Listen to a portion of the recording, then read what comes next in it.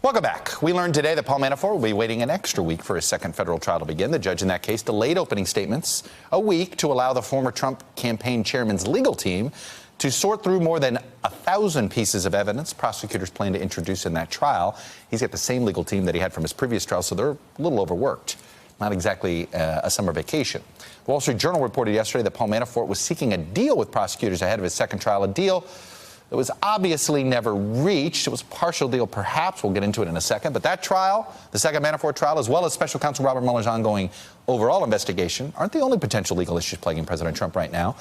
The ongoing investigations in the Southern District of New York, which not only secured a guilty plea from former Trump lawyer Michael Cohen, but also offered immunity to the Trump Organization's longtime CFO Allen Weisselberg. And that's not all. The New York Times reports the Manhattan District Attorney is weighing opening a criminal investigation into the Trump Organization. With me now is Elie Honig, a former assistant U.S. attorney for the Southern District of New York. So, Elie, I think that's where I want to begin, is with the Southern District of New York. I'll get to the Manafort case in a second. But where is this heading? They seem, what's your best understanding of, is the Michael Cohen case essentially put to bed?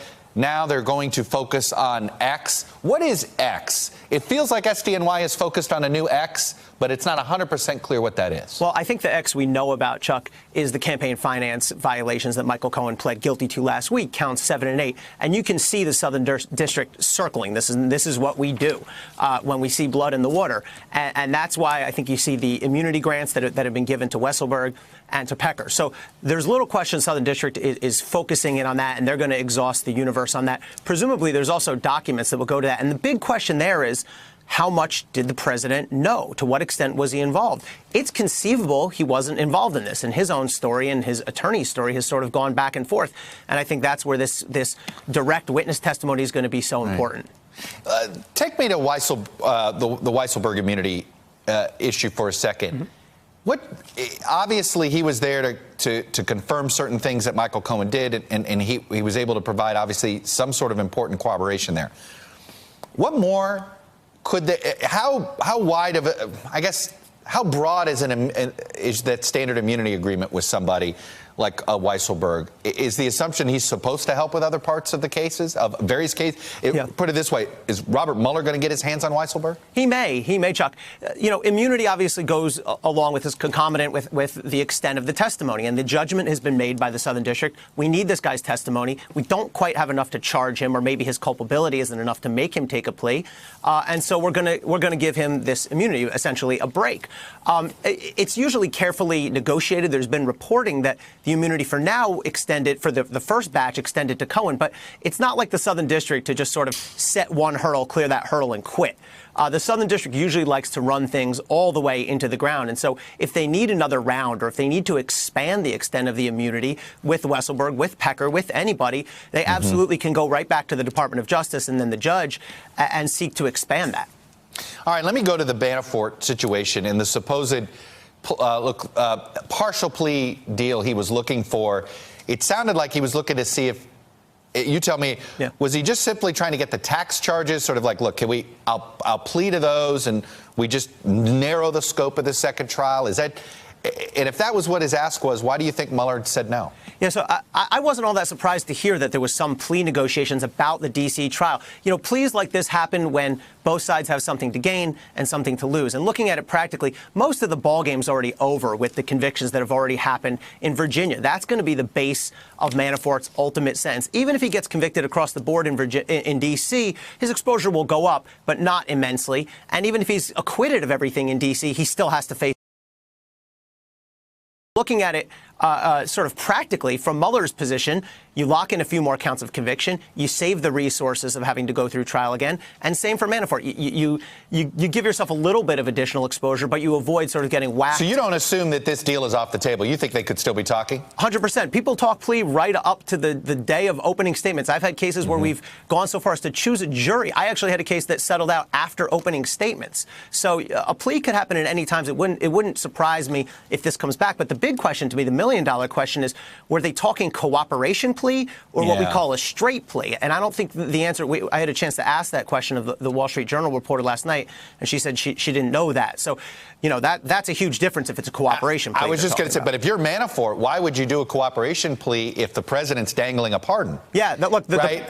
exactly. If you're, okay, so, and I'm curious, what does that do to Mueller, right? Manafort, on one hand, is coming to him wanting to talk plea, but the president's dangling this pardon. We don't know how, that's sitting out there. Right. Is that going to make Mueller more stubborn? Yeah, it may. It may. I mean, I think Mueller's just going to. I don't think Mueller is going to do anything different because of the possibility of the pardon. But Manafort might. And I agree with you. I think the president has signaled and sent up smoke signals and has been about as clear as he's going to be that he does intend ultimately to pardon Manafort. I mean, there's the question of when.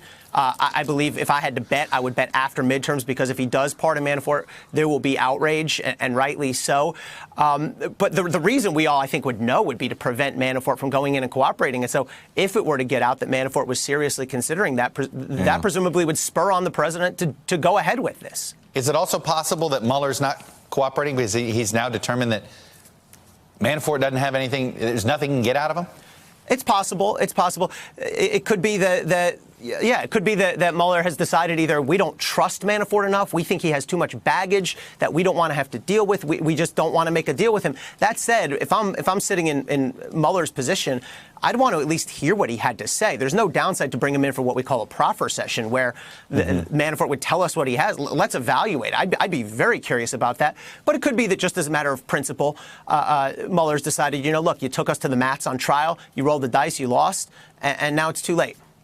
Television likes to portray rivalries among U.S. attorneys, district attorneys, and as state attorneys general. So let me ask you this. If you were sitting at the SDNY and you heard that the Manhattan DA was going to open a criminal investigation, the state attorney general wants a piece of this too, do you find it helpful to have other investigative agencies involved on a state and local level, or does it become interference? Yeah. Where are you on this? So at the Southern District, we like to Bigfoot people and exert our power. I think it could be helpful, but also complicating. Here's the thing. Any information that the DANY or the AG's office develops can and should be shared with the Southern District and perhaps with Mueller in turn. That's what good law enforcement agencies do. They develop information, they share it with whatever office is in best position to put it out there. But it complicates things. You don't want the same office or two different offices or three different offices interviewing the same person. You don't want the same witness giving two different statements to two different offices. So this is going to be a real test of how well law enforcement is able to collaborate and sort of take the most efficient approach here. It's just like when CNBC, NBC News, and MSNBC all try to book you at the same time, right? We should all be talking to each other. But let me ask you this final question. If you're the president, what worries you the most? Mueller, SDNY, Manhattan DA, State Attorney General? What's the investigation that you think? I mean, none of them are good. What's the one that is the nightmare? He's got a lot on his mind. To me, the way I break it down is the Southern District investigation has the highest probability of landing on the president. But I think if Mueller ultimately lands it, that's going to be the biggest impact. That's going to be the one that could have a lasting political impact that could change some of the calculus that your prior panel was talking about with respect to impeachment. Elie Honig, much appreciated. Your insight on how SDNY works. Thanks, your Sean. honesty about bigfooting, always helpful and makes us even bigger fans of Billions. Anyway, thank you, sir. Hello, YouTubers. If you're watching this, it means you've checked out our channel, so thank you. Now do me a favor, subscribe by clicking on that button down there. Click on any of the videos to watch the latest interviews and highlights from MTP Daily and MSNBC. You can get more Beat the Press content every morning in the First Read newsletter. If you're tired of content that you don't know anything about where it came from, you don't have to have that problem with us. NBC News, MSNBC, MTP, and the Meet the Press mindset right here for you on YouTube. Subscribe now.